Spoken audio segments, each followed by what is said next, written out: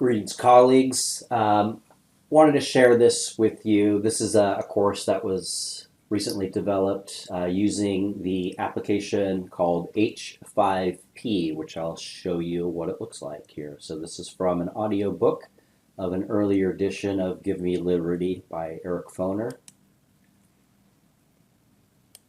And so it's divided up by chapters 15 through 26, so this is volume 2. Towards the end of next semester, I should have volume 1 up and ready. But basically, I'll just go through chapter 15 real quick. It's got the chapter divided up into parts, and then some of the chapters are accompanied with brief discussions from Eric Foner regarding the chapter or the topics within the chapter. Basically, if you're not familiar with H5P, this is what it looks like for students. Right? It has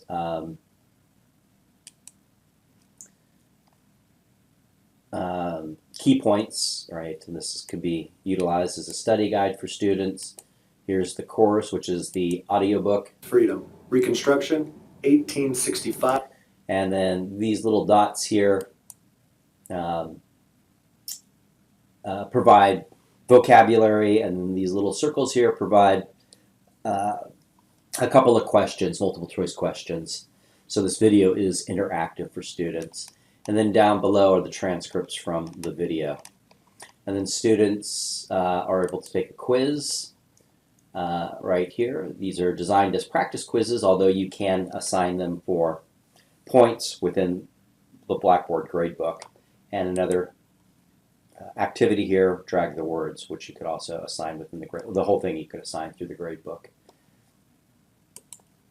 And so each chapter is divided up similarly. All of the chapters are divided up in a similar fashion.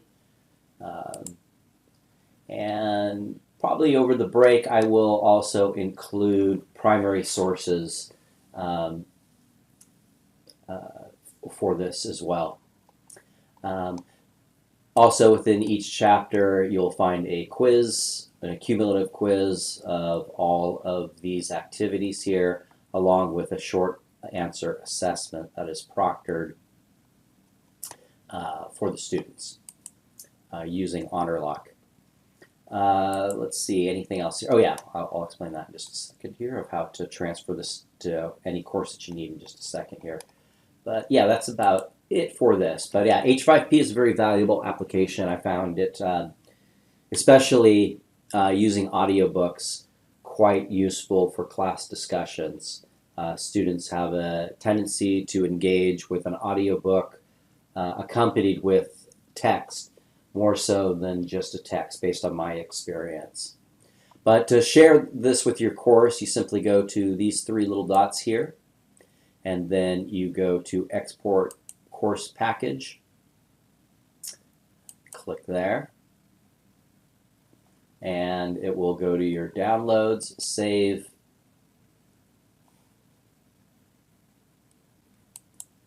And then from there, just go to any desired course that you'd like to put that into any of your shells. You go to the 3 dots to the desired shell, import content, import course content, and it was saved in my download, so I'll click there and click open.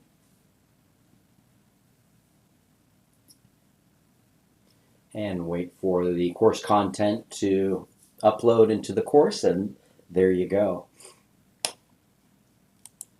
And here is the content. Everything will be hidden by default, so you'll have to take a moment to unhide everything when you're ready to do that. And then feel free to course copy any of this into any other shell that you want.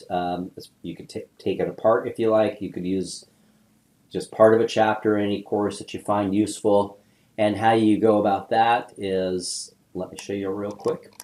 So if you wanted to course copy parts of this and not all of this into a particular shell, you would simply go here, copy, go to a course that you want parts of the textbook into. So let's say I wanted to put it into this right here, Reconstruction Resources. Sources. So I would go to this plus here, copy content, and then I'm going to paste the title of that course that had the entire textbook in there. And here it is. And so I'm going to go to content, go down to Give Me Liberty, and now it's all divided up by chapters. And I just want to take part of the chapter out. So if I wanted, oops, there we go, introduction. Here, oh, sorry. So I'm just going to take out, so I just want to put chapter 15 into that course if I wanted to do that, not all of it. And I would just simply start copy and wait for it to copy into this particular folder here.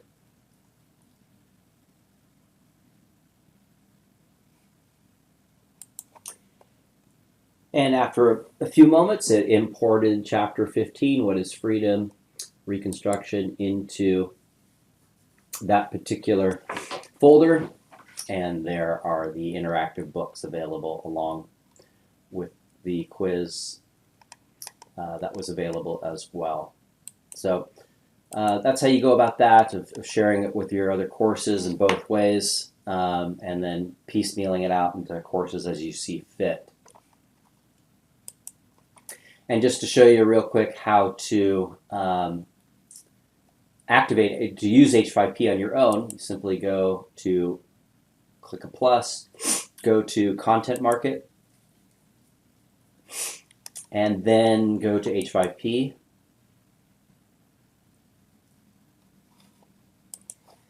And you go to Smart Import.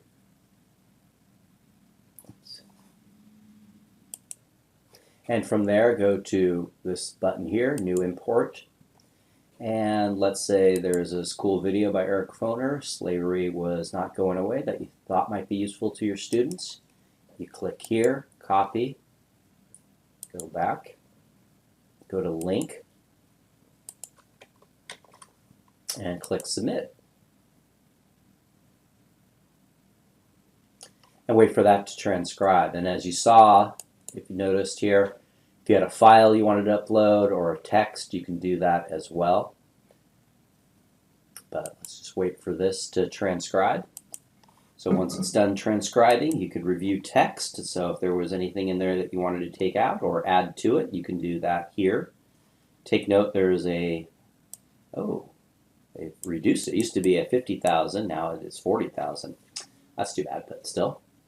But this is only 1,700 words, a little less than 1,800 words, so it'll be fine. So you click Continue, and now it's analyzing.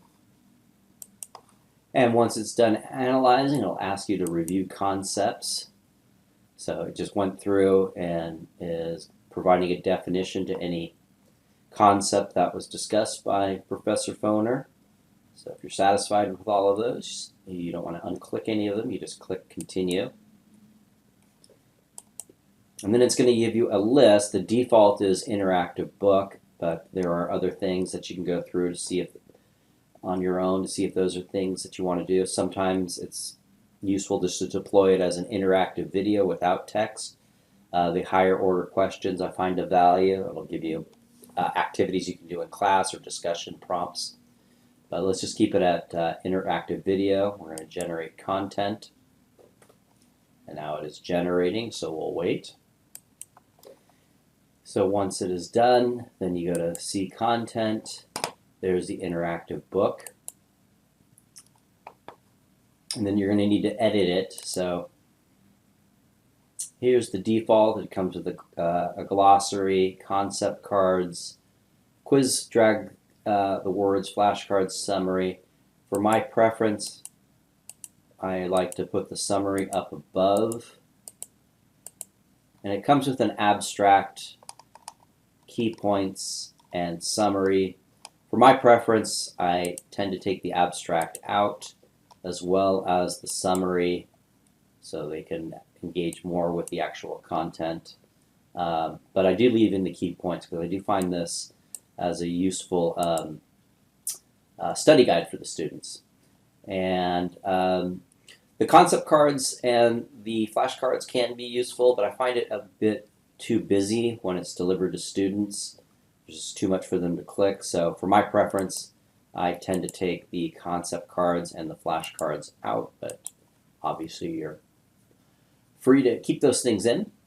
And then the thing that, if you have a video, the thing you're going to want to do is go to the course, go to add interactions, and go to behavior settings, and then disable navigation. So if you click this right here, forward, this prevents the student from just fast forwarding to the questions. Basically compels them to watch the entire video, in other words. And the other thing of importance that you want to do here is be sure to do this. Content is not shared yet. You want to share it. If you don't do this, then it will not sync with your Blackboard gradebook. And the other thing I like to do for students is allow logged in users to resume content. So if they want to do it over time, they can do it, those activities. And then to give learners access to view their detailed reports, I always click that. And then if I wanted to put this in this course, I would just click, I'll just go ahead and do this. Save and insert, takes, usually, there we go. And there it is right there.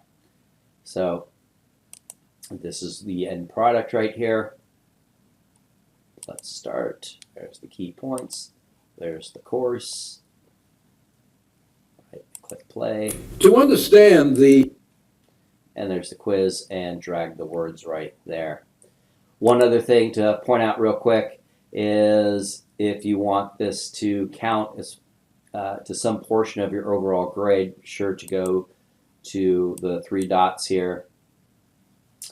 You can give it a due date, time, and all of that. Point value, you can make it a percentage, obviously. But this is important right here to do select category. So if you wanted this to be attributed to an overall grade, you'd want to identify one of these categories to place within your overall grade calculation. And then if you want to give it a description, obviously go right there, click save, and then it'll give it that new symbol right there. But that's, and you can do that. I would advise you to do that with any of these activities as well, these 3 dots, and make sure it has some sort of grade category. But that's it. Let me know if you have any questions, and I might be adding some primary sources sprinkled out for the chapters over the break. But I'll talk with you later, and reach out to me if you have any questions.